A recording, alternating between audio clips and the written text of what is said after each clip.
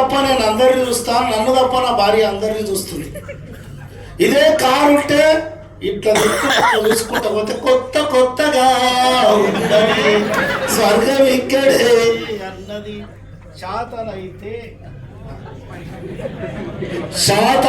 1000 జతలు చేయి Honda city car gift వస్తుందండి.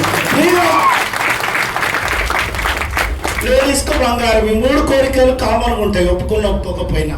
ఈ కోరికలు నెరవేరాలంటే ఏం కావాలి సార్? మనకు చెప్పాలి, డబ్బులు కావాలి. డబ్బులు కావాలంటే మనకు తెలిసిన మార్గాలు ఏంటంటే ప్రైవేట్ ఆర్ గవర్నమెంట్ ఉద్యోగం చేస్తే వస్తుంది అని తెలుసు, ఏదైనా పెట్టుబడి పెట్టి బిజినెస్ చేస్తే వస్తుంది అని తెలుసు. 3వది professional, doctors, lawyers, engineers. Starting జీతం 15,000 రూపాయల నుంచి 30,000 రూపాయలు సంపాదిస్తున్నాం అనుకుందాం.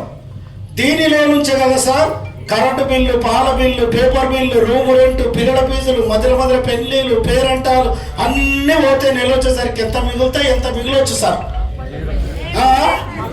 జీవనా? నేను నెల్లూరులో ఇదే క్వశ్చన్ అడిగితే మిత్రులు లేచి 30,000కి వెళ్ళి 10,000 మిగులుతాయి సార్ అన్నాడు. పెళ్ళి అయిందా నాయన? కాలేదు సార్. అయితే అర్థమవుతుంది క్వశ్చన్. ఎవరికి సరిపోతలేమంట, సరిపెట్టుకుంటున్నారు. నెల వచ్చేసరికి ఏం జరుగుతుందంటే ప్రతి మనిషి జీవితంలో జీతాలు ప్లస్ జీవితాలు = అప్పులు. నిజమా కాదా? చూసి మురవాలే, చెప్పుకోలేడు వాళ్ళు. వచ్చే నెల ఏమైనా అద్భుతాలు అవుతాయంటే అదే కరెంటు బిల్లు, అదే పాల బిల్లు, అదే పేపర్ బిల్లు. హెల్త్ బాగాలేకపోతే ఎక్స్ట్రా ఏమన్నా యాడ్ కూడా అయితే పెట్రోల్ యాడ్ చేయలే. మీకు ఎప్పుడన్నా వచ్చిందో లేదో ఆలోచన? నాకు మాత్రం వచ్చింది సార్. అరే నేను పుట్టిందే కరెంటు బిల్లు, పాల బిల్లు, పేపర్ బిల్లులు కట్టడానికే పుట్టిందా. ఏదో పొడువాలని పోతున్న పొద్దుగాల లేచి నెల వచ్చేసరికి జీతాలు ప్లస్ జీవితాలు అప్పులు అవుతున్నాయి. వచ్చే నెల అట్లా, అటు వచ్చే నెల అట్లా, అటు వచ్చే నెల కూడా అట్లా. జీవితాంతం ఇట్లా వేయకుండా పోతే నా జీవితం ఎప్పుడు బాగుపడుతుంది?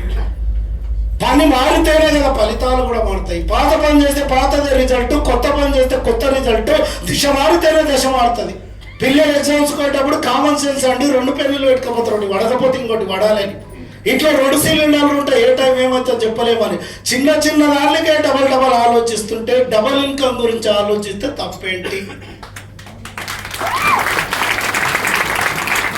20 లక్షలు పెట్టి నువ్వు కారు కొన్నావు, ప్రాణం ఉందా కారుకు? ప్రాణం లేని కారుకు ఏ టైం ఏమవుతుందో చెప్పలేమని ఇంకా దూరదృష్టితోటి ఎక్కువ టైర్ పెడతాడు స్టెప్ని.